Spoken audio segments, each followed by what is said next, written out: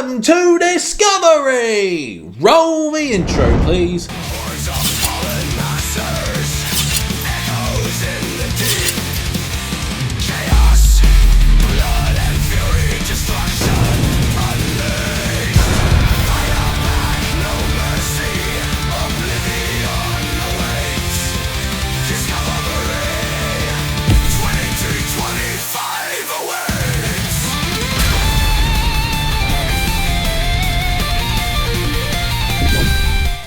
Welcome back to another episode of Discovery. Yes, we are finally covering the February 14th releases. It was another massive week for new albums, which is why we're doing this special midweek episode. Today we're diving into everything from power metal to black metal. There's a lot to choose from. We'll try to keep this episode to around half an hour, but I can't make any promises. Before we jump into this midweek discovery, let me know in the comments below what your favorite discoveries were this week. Now, let's get started with a brand new discovery. Today, we kick off Discovery this week. We're heading over to Norway. And no, it's not black metal. Instead, we have Mantric Momentum and their sophomore album Alienized, released on February 14th through Frontiers Records. Take a listen. The trail of pain will take you through the darkness of you. The choice you make is everlasting. This is a solid power metal record infused with elements of heavy metal. It features soaring lead vocals, tight instrumentation, and an epic atmosphere. The guitars stand out with strong riffing throughout, while the vocals are commanding, effortlessly reaching high notes with that signature power metal intensity. There are also orchestral flourishes and choir-backed moments that elevate the album's grandeur. One of the heaviest tracks on the album is Prelude to Takeoff, which delivers snappy snare tones, thick guitars, and choral orchestral elements that make for an epic opener. The follow-up track, Resilience, keeps up the momentum with chugging riffs and a highly infectious chorus. The dual guitar harmonies and solo work are impressive here, showcasing the band's technical abilities. While the songwriting is really straightforward, it's executed well. Though the chorus repetition might be a bit too much for some people. A little bit too much. Not too much for me, but maybe a little bit too much for you. The title track, Alienized, follows a similar pattern, but introduces more intricate guitar work. The bass is more prominent in the mix, adding depth to the track. The chorus is particularly strong on this one, making it a standout moment for Alienized. Strongest Stance is another highlight, featuring tight riffing and an infectious chorus that instantly sticks. It has a strong resemblance to Auden Ogan in my opinion, both in its melodic approach and the way the chorus soars over the driving instrumentations. People that love Auden Ogan and just love power metal, this style of power metal will definitely appreciate a stronger stance. The Highest Mountains. Now, it didn't really quite hit for me. While the guitar leads in the chorus are nice, the song itself feels like it lacks substance. On the other hand, The Light, is a clear highlight of the album. Beautifully crafted power ballad. The clean guitars, emotive vocal delivery, and dynamic drumming create an emotional journey building up to a massive, memorable chorus. It's probably my favorite track off the album. This track alone makes the album worth checking out. Come Undone is another pretty strong track featuring an anthemic chorus and fantastic drum work. The melodies are well crafted on this and making it one of the most catchiest songs on the record. Time Is My Ally leans more into that heavy metal territory, opening with some eerie synths before building into a driving mid-tempo track. While the drumming is solid and the riffs are fucking powerful, the chugging patterns feel slightly overused across most of the album. There's also a strange vocal effect in the verses that makes the vocals sound like you're fucking underwater or submerged not a personal favorite choice for me. Remember slows things down with a mid-tempo pace, featuring a well-executed build-up that adds an epic quality to the track. The vocal performance stands out here, showing a different approach in the first verse. The bass grooves are also more prominent, stepping away from the relentless chugging guitars found elsewhere.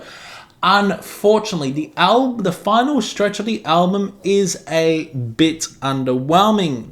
The next two tracks, apart from Stronger Stance, are fairly fucking forgettable.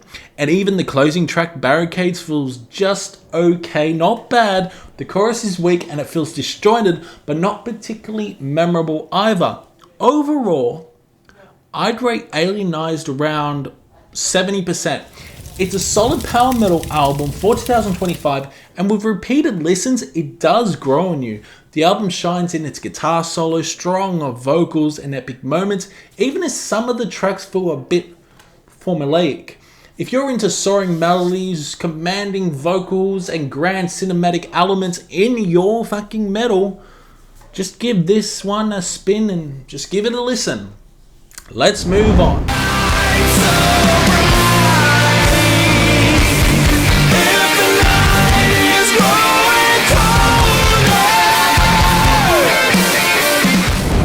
Okay, let's cross over to France, where I recently discovered a black metal band called Dernier, Souffle, or Souffle. The name is pretty funny though. It literally translates to final breath, but don't let that fool you into thinking this album is as soft as a souffle. Abyss, the album is called. It was released independently. It's their debut album, dropped on February 14th, and it's anything but delicate. Take a listen.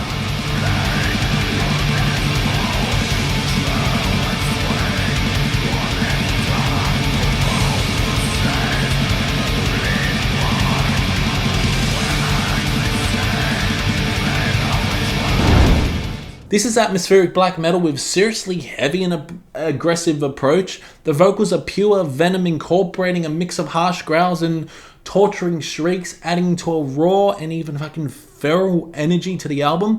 There's a lot of atmosphere here, but it never takes away from the album's relentless intensity. The drums fire on all cylinders, constantly shifting between blast beats, thunderous fills, and chaotic rhythms, making the album feel frantic and really unpredictable. The guitar work is a huge highlight for me. The riffs are sharp, eerie, and loaded with tremolo-picked fury. The production is surprisingly solid, maintaining that organic black metal rawness while still sounding quite polished enough to let the instrumentation breathe. One thing I love about this album is how it feels like a descent into madness. It's pummeling at times, progressive in moments, and drenched in fucking atmosphere throughout. The songwriting is well structured, never losing its sense of dread and chaos. The French black metal scene has been on fire this year, and Abyss is another release that proves why 2025 is shaping up to be an incredible year for black metal. As for standout tracks, Mirror of Foley is probably my favorite. It's a hard-hitting track with abrasive, cold-brooding riffs and technical flares that keep it really engaging. The way it transitions from like ominous atmospheres to fully throttled black metal aggression is absolutely fantastic. Rain of Ashes is another beast of a fucking track with thunderous percussion that adds an impressive weight to the atmosphere. Then you have Black Ink of Humanity, the perfect closer. This song is pure chaos packed with syncopated riffs, relentless tremolo picking, absolutely manic vocals. It ends the album on such an intense note that you can't help but feel like you're being dragged through hell. Wow. Overall, I'm scoring Abyss a solid 75%. It's a good album with some fantastic moments, but my biggest issue is the length. It's way too short. At around 30 minutes, I feel like they could have added at least a couple more pummeling tracks to really flesh out the experience. There's both a good and bad side to an atmospheric black metal album being this brief. The good is that it's easy to revisit and doesn't overstay the welcome. The bad is that it's not particularly memorable. Ooh, and once it's over, you might find yourself wanting just a bit more. Still, the musicianship is tight, and for a debut album, Dernier Souffle has definitely made an impact. So, if you like that sort of black metal, go check it out.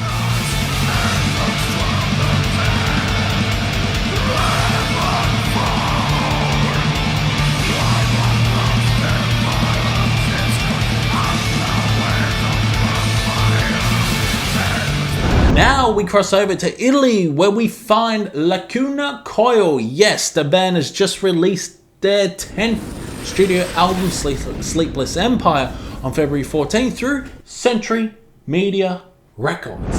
Take a listen.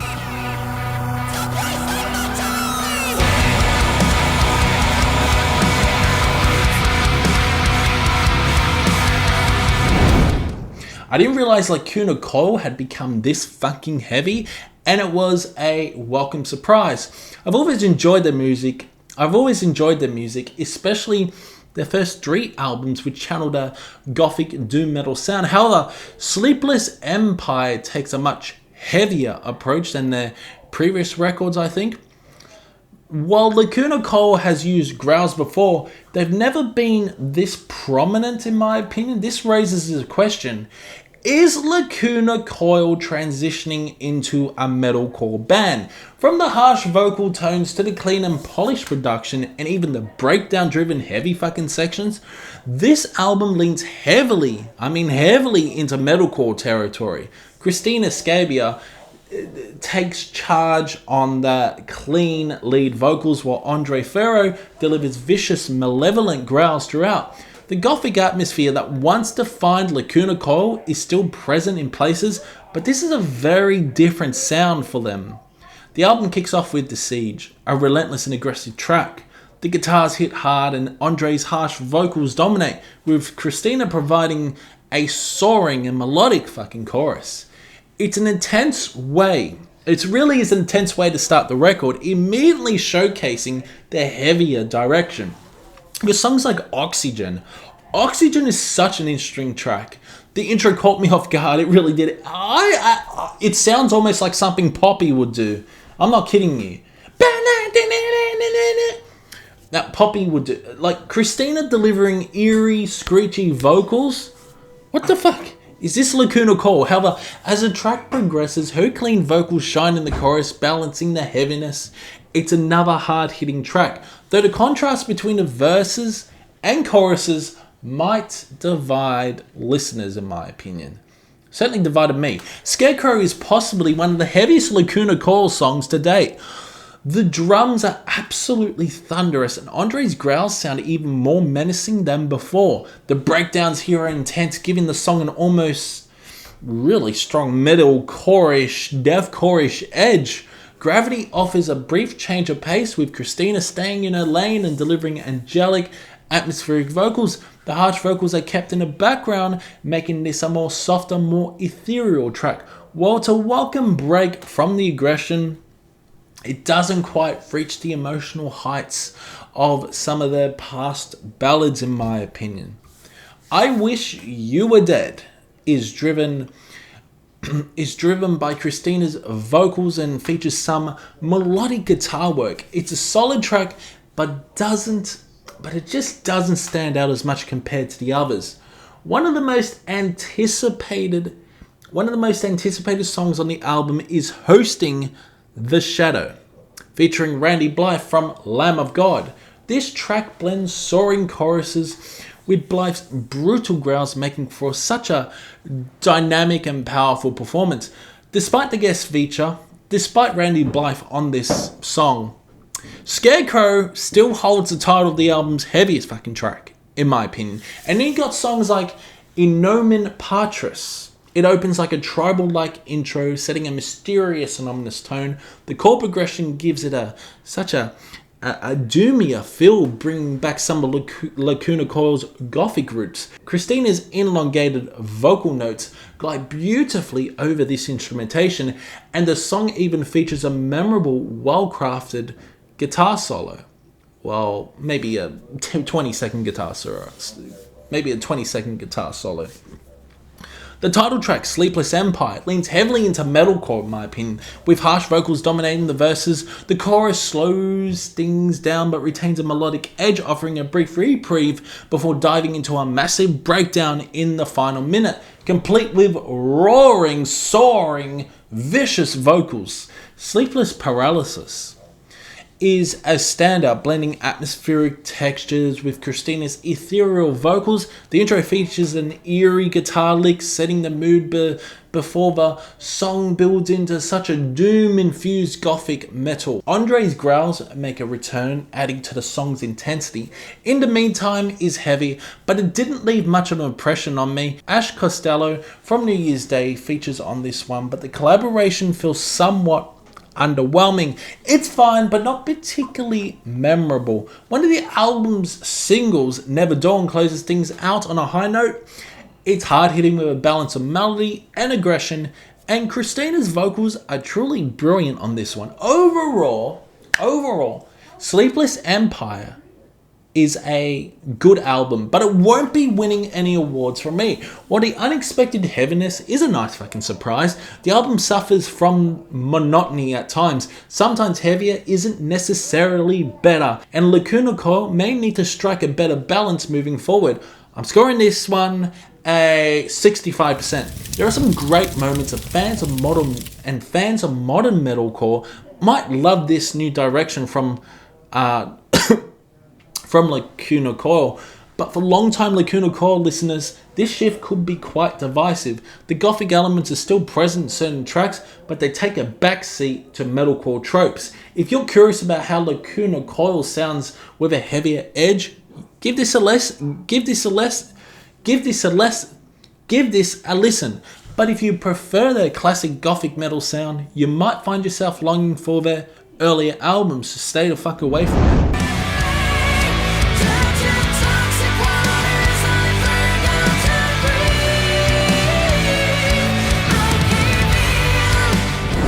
Next up, we welcome Mantar back to Discovery. The last time they were featured was back in 2022 when we covered their album Pain is Forever and This is the End. Now, in 2025, they return with their brand new record, Post-Apocalyptic Depression, released on February 14th through Metal Blade Records. Take a listen.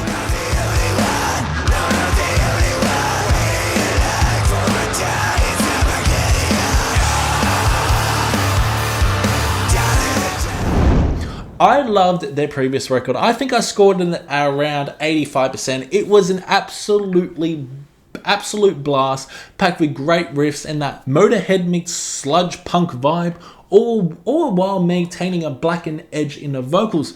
Post-Apocalyptic Depression follows a similar formula, delivering another fun, high-energetic record.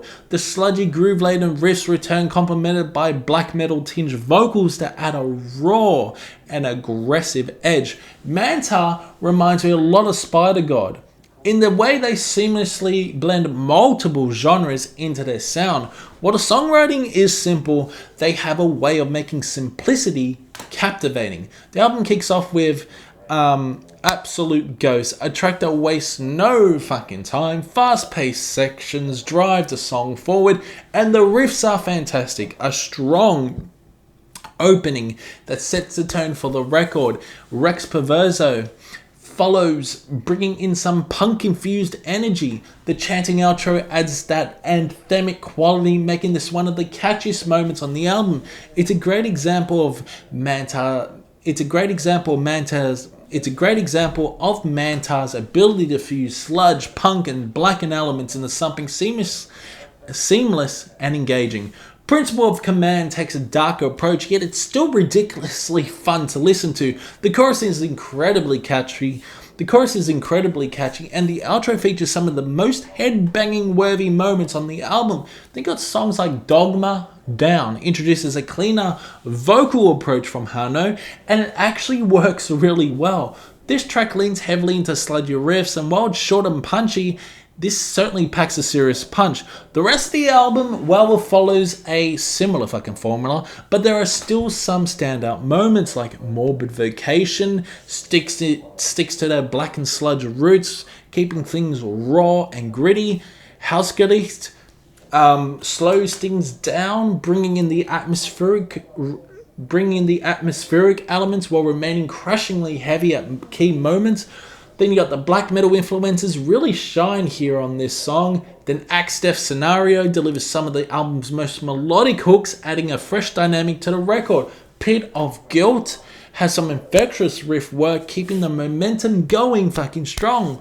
One of the biggest highlights on the album is Two Choices of Eternity, where the vocals become downright evil, matching the shift in guitar tone.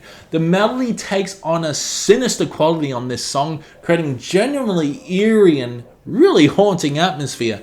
It's a moment where Mantar leans fully into that blackened aspect of the sound, and it works fucking beautifully. The album closes with Cosmic Abortion, a track that embodies ferocious energy from start to fucking finish. It's the longest track on the record at just over 4 minutes, yet it never drags. The vicious vocal delivery and unrelenting instrumentation make it a fitting way to wrap up the album. One of my personal highlights is Church of Stuck, which features an absolutely infectious guitar groove that just gets stuck in your fucking head. Easily one of the most memorable moments on the record. While Post-Apocalyptic Depression is another fun and well executed album, I don't think it quite matches the brilliance of the 2022 release. The riffs, blackened vocals and punk sludge hybrid sound are always strong as ever, but it doesn't push their formula forward as much as I hope. That being said, it's still a great listen. It's only 34 minutes long, but every song is packed with killer riffs and high energy moments. I'm scoring this a 75%. It's a solid album, just not as impactful as Pain Is Forever and This Is the End. Still, if you're into sludgy black and punk metal madness, you have a blast with this one, so go fucking check it out.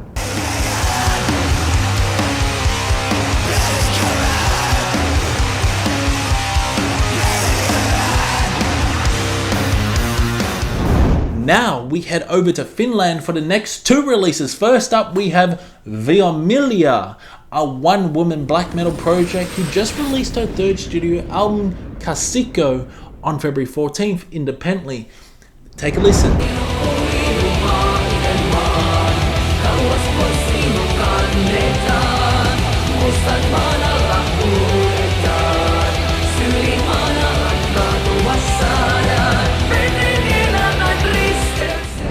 This is a strong melodic black metal album filled with infectious melodies, with folk elements, and a balance of clean and harsh vocals.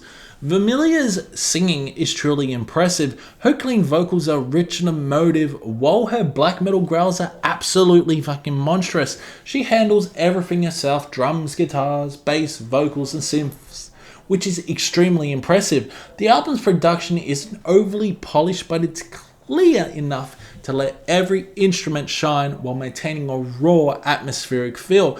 There's a strong folk black metal presence throughout the record, with choirs and orchestral elements adding grandeur and depth to the compositions.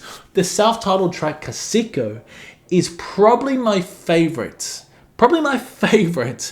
Its melody is hauntingly beautiful and lingers in your mind long after that song ends. Then you got Vakat, features one of the strongest choruses on the album, showcasing ability to blend blackened intensity with melodic hooks. Then you got Verisi, delivers yet another infectious melody with her growls at their most ferocious. One of the standout qualities of this album, how it shifts from soft atmospheric moments to crushing heaviness in an instant. That said, not every song hit the mark for me. Some tracks felt less engaging, where the songwriting lacked depth or variation. Surihimni is another highlight, bringing out the album's folk black metal style while delivering some of its most intense vocal performances. The final track closes the album on a devastating fucking note, leaving a lasting impact. Overall, Karsikko is a good album, though it could have been stronger in terms of songwriting depth. However, Vermila's vocal performance is stunning, both in her clean and harsh deliveries. It's not purely black metal, as the folk and melodic elements play such a significant role on this, but it's still a solid listen. I'm giving this one a 70%, enjoyable album that showcases her immense talent, even if it doesn't quite reach its full potential. So go check it out.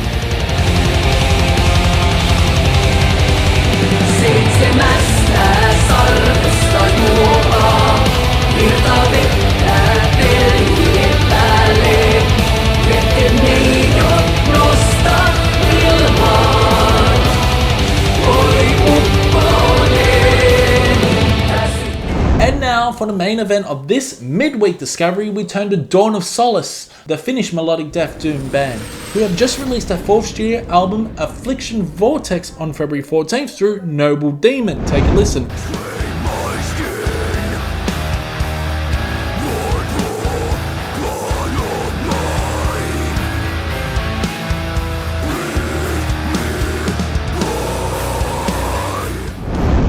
This is a beautiful yet crushing album drenched in melancholy and layered with atmospheric textures. The band's signature slow, trudging passages combined with haunting clean vocals and deep cavernous growls create such an immersive experience. There's an undeniable weight to the album, an emotional pull that drags you deeper with every fucking song. The reduction is top tier, balancing ethereal beauty and devastating heaviness. The growls aren't always at the forefront. Instead, they often lurk in the background, reinforcing the prominence of the clean singing, which adds an extra layer of emotional depth.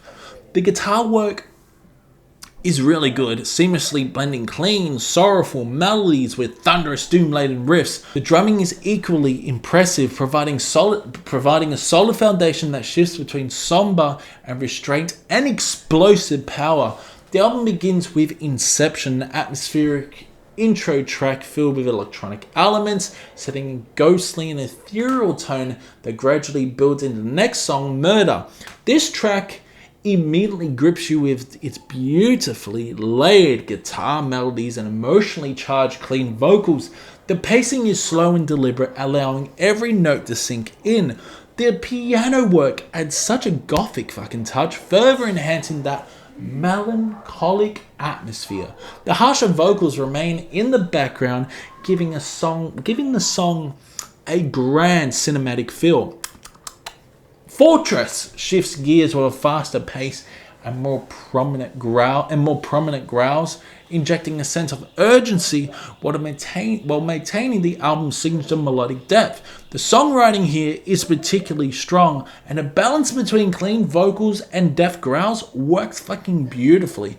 Into the Light follows as one of the album's most soaring and emotionally powerful moments, with vocals that rise above the music like a desperate plea, while the growls feel like they're emerging from the fucking abyss.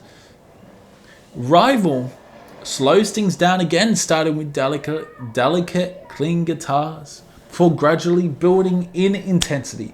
The song structure is carefully crafted, with the drumming subtly picking up and eerie guitar melodies weaving in and out. Then you got songs like Invitation, which leans more into like that melodic death metal, offering a refreshing change in pace while keeping the band's gloomy signature sound intact. You got songs like Dream, stands out with a soaring fucking chorus and an addictive chord progression that gives the song an uplifting yet bittersweet feel. The album reaches its heaviest moment with the track Perennial.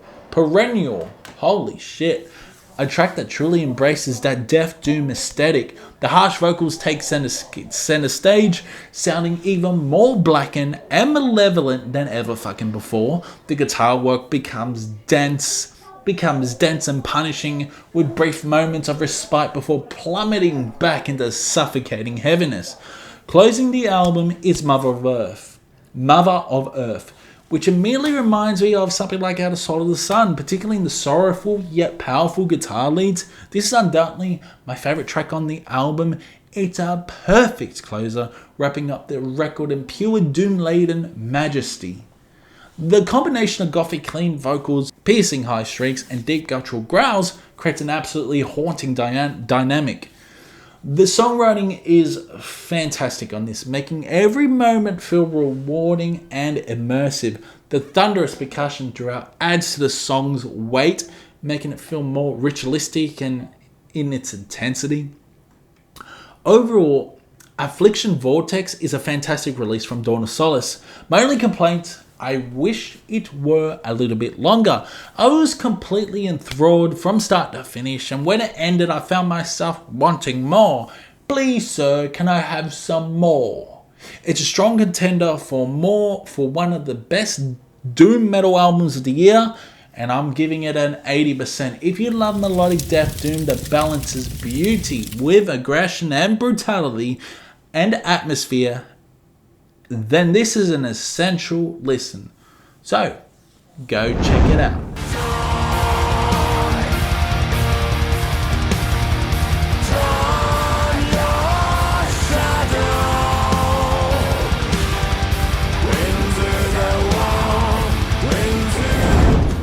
So yeah, that's it for another discovery.